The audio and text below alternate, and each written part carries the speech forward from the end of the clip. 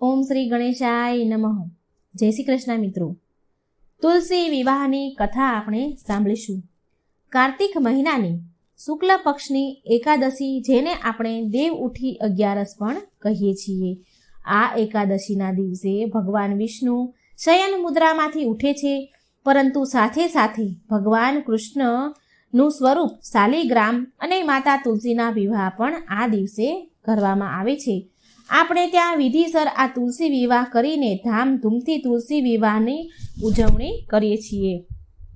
દેવ ઉઠી એકાદશીના દિવસે ભગવાન વિષ્ણુની પૂજા કરવામાં આવે છે. આજના દિવસે આપણે જે પણ ભગવાન વિષ્ણુના સ્વરૂપને પૂજતા હોય એની પૂજા કરાય છે. આજના દિવસે જળ અને પંચામૃતથી સ્નાન કરાવી નવા વસ્ત્ર પહેરવામાં આવે છે. જે પણ સ્વરૂપની વિષ્ણુ ભગવાનના આપણે પૂજા કરીએ એને પંચામૃતથી અને શુદ્ધ જળથી સ્નાન કરાવવું. ખાસ કરીને પ્રસાદમાં શેરડી ધરવામાં આવે છે.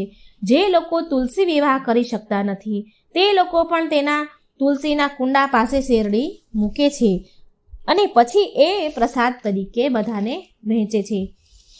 મિત્રો, આપણા શાસ્ત્રમાં પણ તુલસી વિવાહનું ખૂબ મહત્વ જણાવ્યું છે અને એવું પણ કહેવાયું છે કે લોકો આજના દિવસે મા તુલસી અને ભગવાન શાલિગ્રામના લગ્ન કરાવે છે. તેના જીવનમાંથી તમામ તકલીફો દૂર થાય છે, પરેશાનીઓ દૂર થાય છે. ભગવાન તેમની સમસ્યા દૂર કરે છે. જે લોકોના ઘરે દીકરી ન હોય, જે પરિવારમાં દીકરી ન હોય, તો તે લોકો આજના દિવસે તુલસી વિવાહ કરાવે તો તેમને કન્યાદાન કર્યા બરાબર પુણ્ય મળે છે. અને જો દીકરી હોય અને લગ્ન પહેલાં મૃત્યુ પામી હોય તો તેની પાછળ પણ તુલસી વિવાહ કરવામાં આવે છે. તેને પણ તેટલા જ પુણ્યના ફળની પ્રાપ્તિ થાય છે. આજના તુલસી વિવાહ પછી જ લગ્નના બીજા શુભ કાર્યો થાય છે. કહેવાય છે કે જે વસ્તુનું આજે દાન કરીએ છીએ એ ભગવાન આપણને બમણું કરીને પાછું આપે છે, એ પાછું મળે છે. તેથી તમારી ક્ષમતા અનુસાર ગરીબ અને જરૂરિયાતમંદ લોકોને તમારી શક્તિ પ્રમાણે દાન જરૂર કરવું. જો મિત્રો, ખાસ કરીને તો આજના દિવસે વ્રત રાખે એ બહુ સારું કહેવાય. જો તમે વ્રત રાખી શકતા હોય તો વ્રત એકાદશીનું આજનું જરૂર જ કરવું. અને જો વ્રત ન રાખી શકો તો ચોખા જવનું સેવન ન કરવું. આજના દિવસે ચોખા ખાવા એ ઘણું પાપ છે. પરિવારના સદસ્યોએ આજના દિવસે રાંધેલો ભાત ન ખાવો કે પછી ચોખાની બનેલી કોઈ મીઠાઈ કે કોઈ આઈટમ હોય તો પણ એ ન ખાવી. ચોખાની બનેલી વસ્તુ કોઈ પણ ન લેવી અને બની શકે તેટલું ભગવાનનું સ્મરણ આજના દિવસે કરવું. એકાદશીના ભજન કીર્તન સાંભળવા, ગાવા. હરે કૃષ્ણ કૃષ્ણ કૃષ્ણ હરે હરે, હરે રામ રામ રામ હરે હરેના જાપ થઈ શકે, બની શકે એટલા જરૂર કરવા જોઈએ. આ મહામંત્ર છે. ભગવાનની પૂજા કરતી વખતે ઓમ નમો ભગવતે વાસુદેવાયના જાપ પણ જરૂર કરવા જોઈએ. તો આ રીતે તુલસી માની આજના દિવસની પૂજા કરી તુલસી માને તમે શણગારી શકો છો. તમે જે રીતે કરી શકતા હોય એ શક્તિ પ્રમાણે તુલસી માના કુંડાને તમે સજાવી શકો છો, શણગારી શકો છો અને સમય મળે ત્યારે તુલસી કથા પણ સાંભળવી, પૂજા કરવી તુલસી માની. તો હવે આપણે જાણીએ કે શા માટે અને કેવી રીતે તુલસીજીના લગ્ન ભગવાન શાલિગ્રામ સાથે થયા હતા. તો મિત્રો, આ પવિત્ર કથા ધ્યાનથી, હૃદયથી સાંભળજો.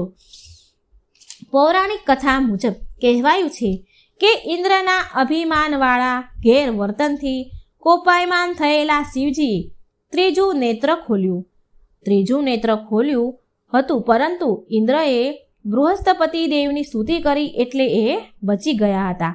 પરંતુ શિવજીના ત્રીજા નેત્રમાંથી એ નેત્ર ખુલ્યું એટલે એની ઉર્જામાંથી પ્રગટ થયા, એના ક્ષારમાંથી જલંધર નામનો એક બાળક ઉત્પન્ન થયો અને તેનો જન્મ ક્ષીરસાગરમાં થયો અને તે મોટો થતાં વૃંદા નામની કન્યા સાથે તેના વિવાહ થયા. વૃંદા અત્યંત પતિવ્રતા સ્ત્રી હતી. વૃંદાના પતિવ્રતા હોવાના કારણે જલંધર યુદ્ધમાં વિજય મેળવતો ગયો અને ચારેય બાજુ તેનો ત્રાસ વધતો ગયો, ત્રાસ ફેલાતો ગયો. ત્રણેય લોકમાં જલંધરનો ત્રાસ વધી ગયો. સમુદ્ર પુત્ર જલંધર વિષ્ણુ પત્ની લક્ષ્મીજીના ભાઈ હોવાને કારણે ભગવાન વિષ્ણુએ જલંધરનો નાશ કરવા માટે શિવજીનો સહારો લીધો. પરંતુ પતિવ્રતા વૃંદાના પ્રભાવના કારણે જલંધરનો વાળ પણ વાંકો થતો નહીં. જલંધર માયાવી શક્તિથી શિવજીનું રૂપ ધારણ કરીને પાર્વતીજીને વારંવાર હેરાન કરતો હતો અને આથી ક્રોધમાં આવેલા ભગવાન શિવજીએ જલંધર સાથે યુદ્ધ કરવા માટે રણના મેદાનમાં ઉતરી ગયા. પરંતુ એમ જલંધરને જીતવો કંઈ સહેલો ન હતો. માટે ભગવાન શંકરે ભગવાન વિષ્ણુની મદદ માંગી અને ભોળાનાથ શિવજીના સલાહ સૂચનથી જ્યારે જલંધર રણ મેદાનમાં ભગવાન શિવ સાથે યુદ્ધ કરવામાં વ્યસ્ત હતા ત્યારે વિષ્ણુ ભગવાને જલંધરનું સ્વરૂપ લીધું અને વૃંદા સાથે રહેવા લાગ્યા. અને આમ કપટથી વૃંદાનું પતિવ્રત ખંડિત થયું અને પતિવ્રતા ધર્મ ખંડિત થયો અને વૃંદાના સતીત્વનું ખંડન થતાં જ જલંધરનું રણ મેદાનમાં મૃત્યુ થયું. પરંતુ જ્યારે વૃંદાને ખબર પડી કે તેનું પતિવ્રત ધર્મ ખંડન કરવામાં ભગવાન વિષ્ણુનો હાથ છે ત્યારે તેણે ભગવાન વિષ્ણુને શ્રાપ આપ્યો કે તમે આ બ્રહ્માંડના સંચાલક હોવા છતાં આપ લાગણી વગરના પથ્થર જેવા છો. આપના આ કાળા કર્મને કારણે આપ કાળા પથ્થરમાં ફેરવાઈ જાઓ અને તમે અવિચારી વાનર જેવું કાર્ય કર્યું છે. આથી હું તમને શ્રાપ આપું છું કે તમારી પત્નીને પીડામાંથી બચાવવા માટે તમારે પણ વાનરની મદદ લેવી પડશે. અને તેથી જ મિત્રો ભગવાન રામને માતા સીતાને લંકાની રાવણમાંથી મુક્ત કરવા માટે વાનરોની સહાય લેવી પડી હતી. અને આટલું કહી વૃંદા પોતાના પતિ પાછળ સતી થઈ ગયા. અને વેદોમાં એવી કથા છે કે વૃંદાના શ્રાપની સામે ભગવાન વિષ્ણુએ કહ્યું કે પતિવ્રત ધર્મમાં પતિને કુકર્મમાંથી બચાવવો એ પણ આવી જાય છે. પત્નીનો ધર્મ છે કે પતિ જો કુકર્મ હોય, ખરાબ રસ્તે હોય તો તેને પાછો વાળવો એ પણ એક પત્નીનો ધર્મ છે.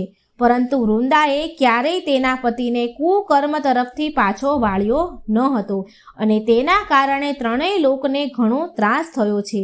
પત્ની વૃંદા, તમે પણ શ્રાપને પાત્ર છો. પછી ભગવાન વિષ્ણુએ વૃંદાને સજીવ હોવા છતાંય નિર્જીવ એવી વનસ્પતિ થવાનો શ્રાપ આપ્યો અને વૃંદાનું પ્રાગટ્ય વનસ્પતિમાં તુલસી સ્વરૂપે થયું. અને ભગવાન વિષ્ણુએ આ શ્રાપના કારણે શાલિગ્રામજીનું રૂપ ધારણ કર્યું. કૃષ્ણ અવતારમાં વિષ્ણુ ભગવાને તુલસી સાથે ભાવાત્મક વિવાહ કર્યા.